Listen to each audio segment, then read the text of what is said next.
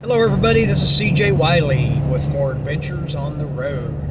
The last video I got into eye access patterns when you're aiming the shot and how I do everything above the shot before I get down. There's a few other pieces to that puzzle, and it reminds me of where I started learning this stuff was with Dalton Leong. I met him in St. Louis, Missouri when I was 18 years old. He's an Asian man, looked real close to Bruce Lee. And I was in a pool room in St. Louis called the OK Corral. A guy named Jim owned it, and he was kind of looked out for me and was a cool old man. And so I go into this pool room, and he motions me into, he had a window there in a little office, and he tells me that there's a guy in there looking to gamble. So I started kind of analyzing him. He was, like I said, Asian guy. He had noticeably developed forearms. He was over there hitting some balls, and he was with another kind of a tall white kid, and they didn't really match. Like, I couldn't see them just being friends. And that was just my first impression, but, you know, I was already fairly seasoned when I was 18 about calibrating and kind of summing up my opponents, being able to see the strengths and weaknesses, but something was just peculiar about those two being together. So I walked up to him and asked him if he wanted to gamble. We ended up playing for $30 a game, and I was kind of just testing him out. Because when I was 18, I was already playing at a high level. I would say maybe a 740, maybe Fargo, 730, something like that, about like how I'm playing now. And so I was kind of stalling with him just a little bit. I just wanted to kind of see what he could do. And I could tell that he went about things really well, but I didn't know if he was stalling with me too. So you always had to look out for that. But one thing I noticed is when he hit the ball, it made this particular sound, like more of a high-pitched sound. And that's something that I grew to realize was something to aspire to. And the top players that I was around all had that sound. It was like a crisp sound. We played on a little bit slower cloth, so we had to hit the ball a little bit harder, which I think is better, actually, for the game. With real fast cloth, you can't really stroke the ball, and I'm just more accurate when I can hit the ball a little bit harder. So we went back and forth, and then I raised the level, and he raised his level too. So I could tell, and he could tell. There's like a silent game going on when you're gambling with somebody in the subconscious, and I'm well aware of that, and learn to use that to influence my subconscious, or the subconscious of my opponent, just in very subtle ways. The subconscious is like a master computer, so it picks things up it's unbelievable, the detail that your subconscious can record things. Now, consciously remembering them, that's another story. But there's more of a battle going on subconsciously than consciously, even though that's what people tend to talk about the most, like getting sharked and somebody saying something or doing something that draws their focus off, and that does affect your subconscious. So, I mean, they are intertwined together. But we ended up quitting, and we knew. So we went over and sat at a little table away from everybody, and I started asking him questions like, "Who are you?" And he told me he was Dalton Leong from San Francisco, and that he used to be an actor, was on Ironsides, if you ever remember that show, and an episode of Kung Fu. Like, just as an extra, he was background, but I could see he would fit that part pretty well if they needed an Asian guy that looked like Bruce Lee. And he told me that he knew Rusty Brandemeyer, so we had a common person that we could kind of equate our speeds to. And I told him that I played just a hair under Rusty, but we were very close playing 9-ball. But Rusty, of course, played one pocket and banks better than I did. 8-ball was probably about the same. And Dalton was about at that same level.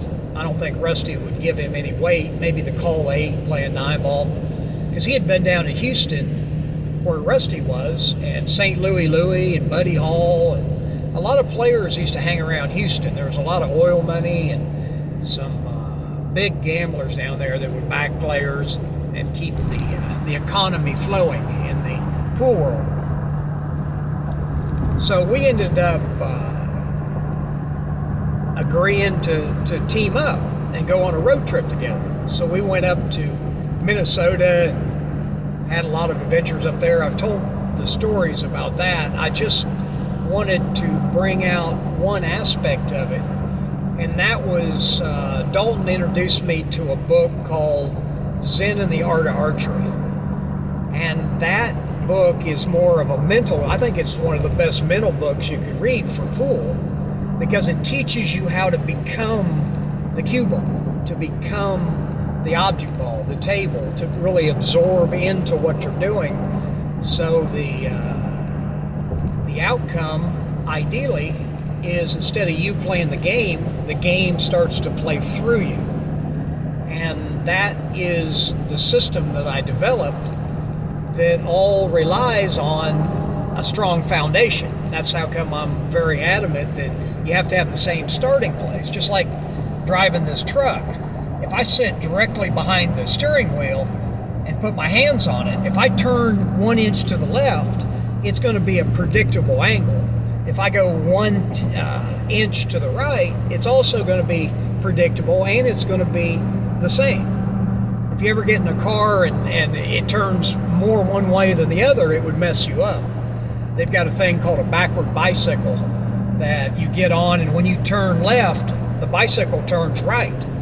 And it freaks everybody out when they first ride it. Nobody can ride it more than about 10 or 12 feet because you're so used to turning left and going left. And it's the same in pool. You want to calibrate so that you're directly behind the ball. Now, to do that, I've shown in detail, and I have the Super Stance mats with the Super Stroke trainer to teach you the foot position that you have to use. Since our human bodies aren't made to play pool, I used to say if it feels right, it's probably wrong. Because if you just do what's natural, it'll bring you to a point. And if you've got a lot of talent, it'll bring you to a pretty high point. But under pressure, it's probably going to break down. You know, and if you start playing on the level that I was playing tournaments, you know, against Efren Reyes, Earl Strickland, Buddy Hall, Johnny Archer, you know, guys like that, you have to play about perfect to win. You know, I mean, there are going to be some mistakes made, but the farther you get into the tournament, the higher the level of play, and everybody's used to the tables and the cloth and the pockets and the break, the rack, because we always played, you know, loser racks. So, you know, I've ran 9 racks in a row on a big table, 9-foot table, and 12 racks on a bar table, but that was with my opponent racking. Racking for yourself, I can't imagine. Justin Bergman ran like 17 in a row, but, you know, when you're pattern racking and playing that one in the same place every time, you know, it's a lot more predictable and a lot more consistent for a great player to be able to run a lot of racks. But if you're playing where you don't really know the combination of the balls, so they're never a pattern rack, and your opponent's trying to stop, especially the corner ball, that's just a better way to compete, I think. You know, racking for myself and alternating breaks, to me, it's more like practicing against each other. And I don't like to practice. So playing the format that they play these days, it's just not even fun. I like running racks. My reputation was always I could hit a gear and run like, you know, 5s and 6s, or I might put a 7, a 6, and a 5 together or something. I've done that. Against Roger Griffiths, I beat him 17 games in a row, and he only got 3 shots in the finals of the Firecracker Open, the Texas, it was the Dallas Open at CJ's Billiard Palace. Wait a second, it was Champs at that time. It was Champs first, and then I ended up buying it and changing it to CJ's. I think it was still Champs, because John McChesney was running the tournament. And Roger had beat Efren out in hard times, and then lost to Efren in the finals in Reno. So Roger's playing great pool. It just went through the field like a knife through hot butter. And he got to me and was going to do the same thing to me. He had me 9-4. I had to beat him race to 11, and I had to beat him 2 sets because he was in the winner's bracket, and I had lost a match. So he had me 9-4, and I just went unconscious. And that's when I ran these, I don't know exactly what the amount of racks was. He got like 3 shots, and really 2 of them were safeties, I think. So he lost those 17 games in a row and really didn't have much of a chance. This was on a 4x8 table, by the way, so it was easier to run racks. But when I would get into that stroke, like I said in the last video, I would feel the angle of the cue relative to the angle of the shot when I was above the shot. So I'm standing center to center and then feeling that angle as I go down, and then I aim basically straight down my cue. And you can aim at whatever you want, a contact point or a ghost ball or a fractional aiming or whatever you want. I don't really put a lot of emphasis on the object ball, even though when I go down, I'm very conscious of cueing the cue ball at a very exact spot. And it's generally a hair to the inside. That's how I angle my cue slightly. Because if I go slightly to the right, and I still train on the center of the object ball, it's going to angle my cue slightly to the left, and it's going to cut the ball to the right. I explained that in the last video. The other key component to that is you always want to watch what part of the pocket you hit.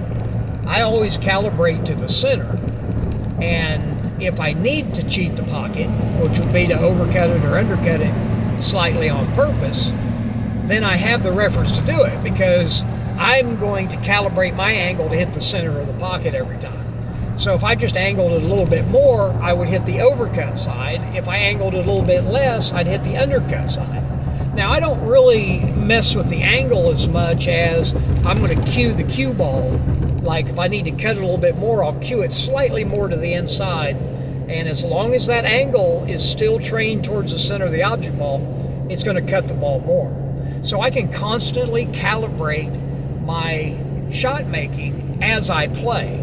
That's the big advantage that I had playing people like long gambling sets, because the longer I play, the better I'm going to do that. And I'm going to reach a level where I go into that, like Zen and the Art of Archery, where the game is playing through me, and the game is creating the angles, and the game is, it's like one of the best feelings you can have is to be in that zone. Just like driving, where you go 30 minutes and you don't even remember driving because you were like imagining something else. And that's a really good thing to do.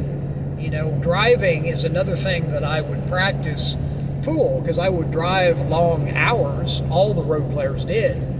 And I would, you know, my partner might be asleep or something, and I would just get centered behind the steering wheel and feel angles and just use the road and maybe signs and just different references to exercise my imagination. Now that really helped my pool game, because the shot making ends up being more feel and touch. It's not really who's got the best eyesight. It definitely isn't that. Some of the greatest shot makers didn't have very good eyesight. Like Mike LeBron won the US Open when he was, I think, 53 or 54.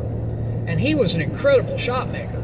But he had to wear glasses to rack the balls. And I know he couldn't read without glasses. So, but he could see the centers and the edges of the object ball. And quarters. That's really the only 3 references I'll use. And so when you're practicing, if you go down and you don't hit the center, let's say you overcut it a little bit, just be aware of that, because you have a trend to angle your cue too much. You don't want that trend to turn into something that ends up missing a ball. Like there's lots of times where I'll hit a shot and I'm trying to calibrate to the center, and especially if I undercut it a little bit, I'm very aware of that. To me, it's almost like I didn't make the ball, but I did. So now I've got another chance. Since I undercut the ball, that means that the angle of my cue wasn't quite enough. So my very next shot, if it's, an angled shot, I might purposely angle the cue slightly, and I'm talking a hair more than what I was going to. And I keep doing that until I'm hitting the center of the pocket every time. And then, like I said, if I need to cheat the pocket, which is very important for playing position, it's easy for me to do because I know how to hit the center. Then I just alter usually where I hit the cue ball to create the desired effect. Now, when I angle the cue, I go slightly to the inside to offset the spin. If you want to use outside English, let's say you want to use left-hand English and you're cutting the ball to the right, you go down and you create that angle. Now you're aiming at whatever you want, the contact point, let's call it, and that's the difference, is you're not aware of the center of the ball when you're putting outside English. That's when you actually do have to aim at, if you're cutting the ball to the right, you'd have to aim to the left side of that ball in your appropriate place. Like I said, my calibration is more to do with the angle of the cue. So really, if your angle's right, you can cue the ball wherever you want. It's not going to matter. Now, if you start spinning the ball a lot, it'll swerve on you or deflect on you, depending on the type of shot and how hard you hit it. So, of course, that comes into play. Plus, the longer the shot, the less angle you got to use. That's another thing that most people just don't know. It's common sense. But when you got the balls close together, I noticed a lot of, mediocre type players will undercut those shots a lot because I don't think they realize they got to create more angle, even if it's really in the same relative place with the cue ball and the object ball. So as you go down table, the angle of your cue will lessen and lessen. And like the system I use for banks, to create one diamond of angle going cross table, it's one tip. But if you're going the length of the table, it's twice as far, so it's half as much. So you can remember that. I've got several of those things. I don't, it's better to show, and I need to make one that's just specifically about that, but it's really got to be shown on the pool table, and then you can really get it. But, I have lots of videos on my YouTube channel that talks about that aspect. What I wanted to share is just how important it is to always, when you hit the ball, to watch what part of the pocket it is. Because people argue about, how to stay down on the ball. Like, do you count to 2, or you intentionally keep your head still? Or see, I don't think you have to do any of that. There's a practical reason not to move your head, and that is to hit the ball and then watch the ball hit the pocket like out of the corner of your eye. That also exercises your eyes, and it keeps you connected to the shots. So that's how I don't move my head, and there's a lot of times where I hit, you'll see Efren do this a lot, and raise up slightly.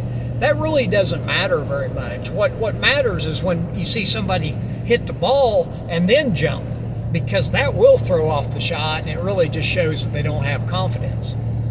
So anyway, practice some of that stuff, and I'll come up with some place that I can get to a pool table and show some of these more advanced aiming secrets when I get a chance. I'm getting ready to head back to my home base.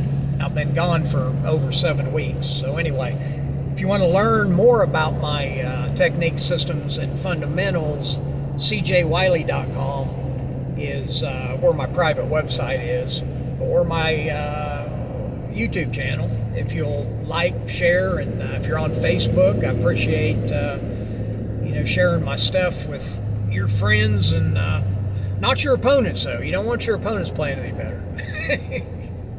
Anyway, Till next time, this is CJ. Remember, the game is the teacher.